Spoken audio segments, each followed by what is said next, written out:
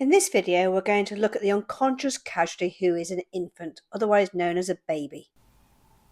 A baby is classed from 0 to 1. So we still do our primary survey, we still do our secondary survey, we still do the recovery position, but we just adapt it. So we're going to probably find a baby in their bed, in their cot, or maybe on the floor or in a car seat. So we're going to approach the area for danger exactly the same. Make sure we look all around, we listen and we smell for dangers, exactly the same as before. This time when we're asking the baby for a response, obviously baby's not going to be able to talk to us, but I'm probably going to be tickling baby's feet, tickling baby's hands, just trying to get him to wake up like I would normally try and wake a baby up. If there's no response, again I'll be shouting for someone to get me some help.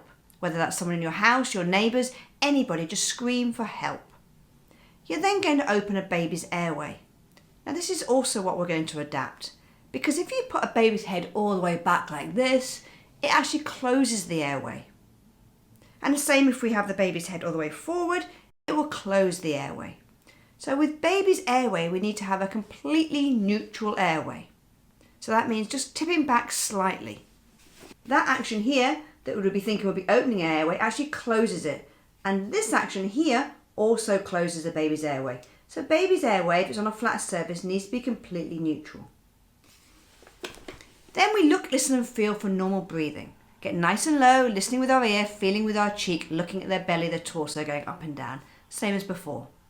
Now when we're looking for normal breathing, we're looking for a baby to be breathing between 5 and 7 times if breathing normally in 10 seconds. If they are breathing, great news, but we're just going to check to see if there's any damage anywhere on the body and just do a quick head to toe check, so around their head, just their arms, their bellies, their legs, just to see if there's any injuries anywhere.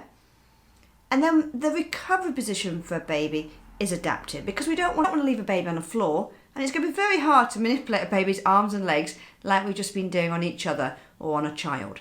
So a baby's recovery position is like this. We're keeping the hand on the head to make sure the baby's airway is neutral. We're keeping the head slightly lower than bottom, so if the baby is sick, they're not going to choke on any vomit. And we're just cradling the baby.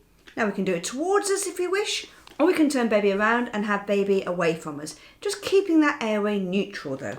So we don't want the head closed, we don't want the head tipped back. Neutral airway, head slightly lower than bottom, so if they are sick, then it's just going to drain away from their airway.